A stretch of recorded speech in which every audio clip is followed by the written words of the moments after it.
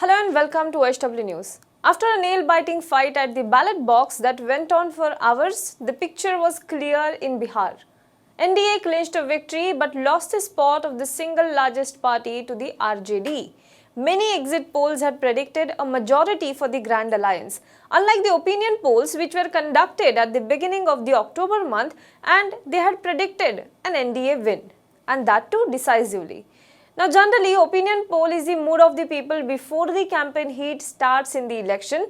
The exit poll, however, gives a more clear picture as it is conducted after the polling happens.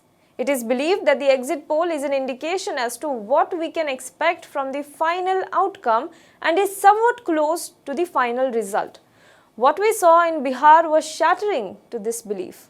After the results, many pollsters have gone back and are introspecting what exactly went wrong in their research. In this video today, we will talk about why exit polls went wrong about Bihar. Prime Minister Narendra Modi came out to speak yesterday after the NDA win. He addressed the party workers outside the BJP headquarters in Delhi, and he was also joined by party chief JP Nadda. Of course, it was the first election amid the pandemic. A lot was at stake for the Bharatiya Janata Party. The result for them was also a study of how people have responded to their handling of the pandemic and subsequent issues that came with it.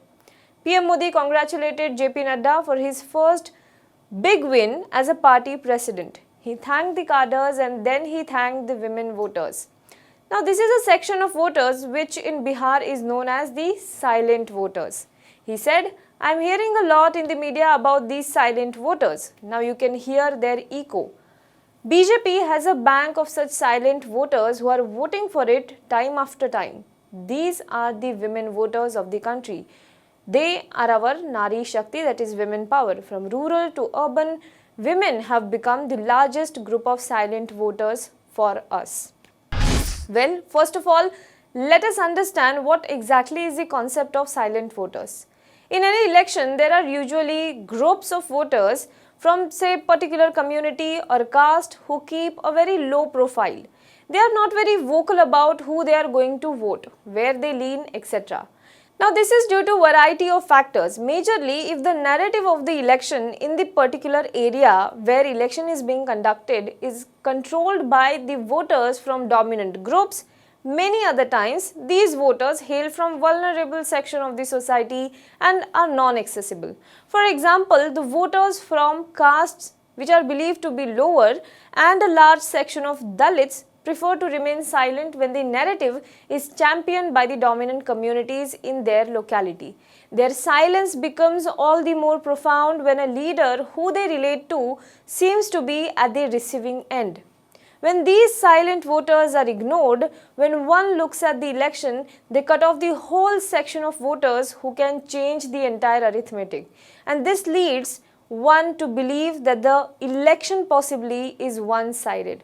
It is, however, baffling how the pollsters could not gauge the silent voters.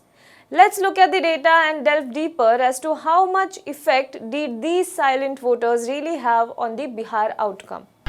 Now, according to Bihar Election Commission's data, the state witnessed an overall voter turnout of 57.05%, which was 0.39% higher as compared to the 56.66% in 2015. Now, this year's female voter turnout was also significantly higher than the men. In the first phase of polling on 71 seats, covering 16 districts of the South Bihar, voter turnout of men was 56.83% against 54.41% of women voter turnout. However, in the second phase of polling, the female voter turnout was higher on 94 seats across 17 districts. That was on November 3rd, when 58.80% women voted as against 52.92% men. Similarly, in the third phase, the women voter turnout was 65.54%, which was the highest in the three-phase assembly polls this time. It is a widely known fact that traditionally, the women voters of the state have backed Nitish Kumar.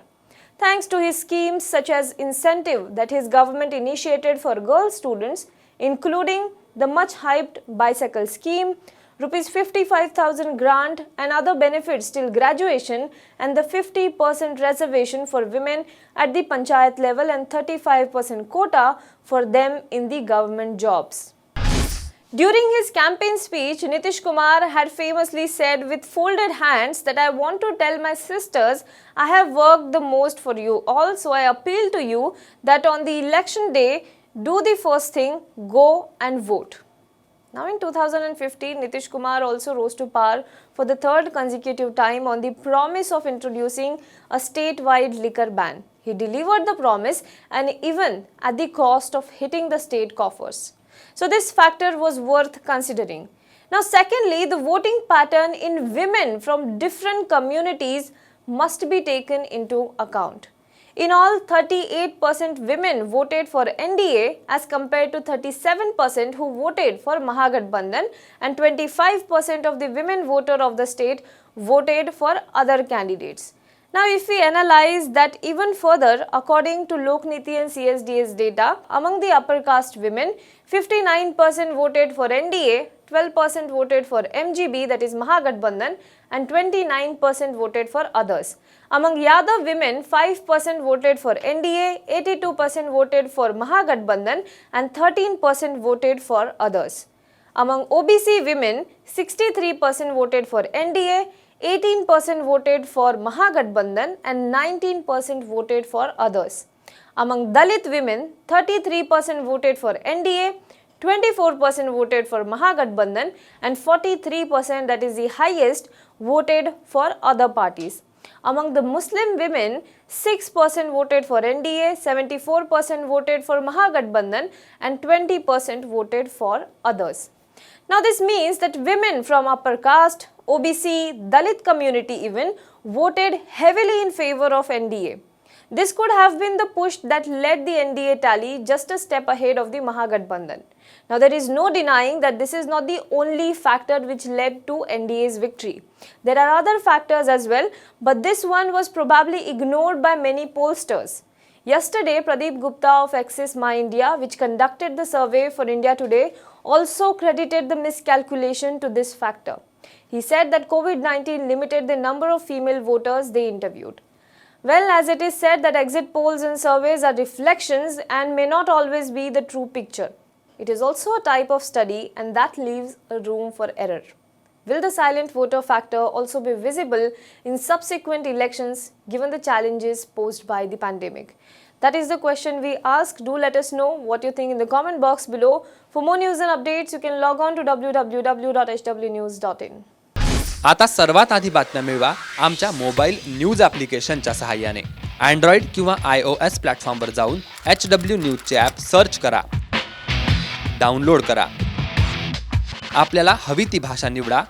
आजच्या बातम्यांच्या गर्दीतून आपल्या कामाची बातमी मिळवा फक्त HW न्यूजवर.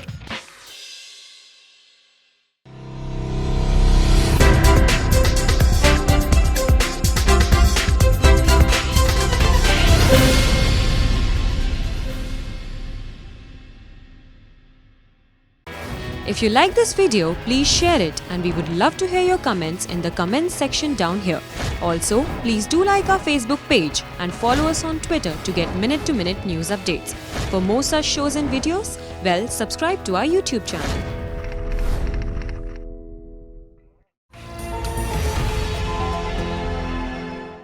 आता सर्वात आधी बातम्या मिळवा आमच्या मोबाईल न्यूज ॲप्लिकेशनच्या सहाय्याने. अँड्रॉइड किंवा iOS प्लॅटफॉर्मवर जाऊन HW न्यूजचे ॲप सर्च करा, डाउनलोड करा. आपल्याला हवी ती भाषा निवडा. आजच्या बातम्यांच्या गर्दीतून आपल्या कामाची बातमी मिळवा फक्त HW न्यूजवर.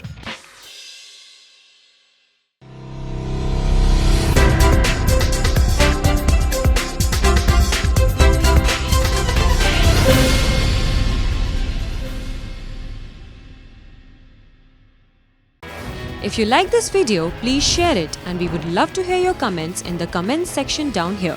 Also, please do like our Facebook page and follow us on Twitter to get minute-to-minute news updates. For more such shows and videos, well, subscribe to our YouTube channel.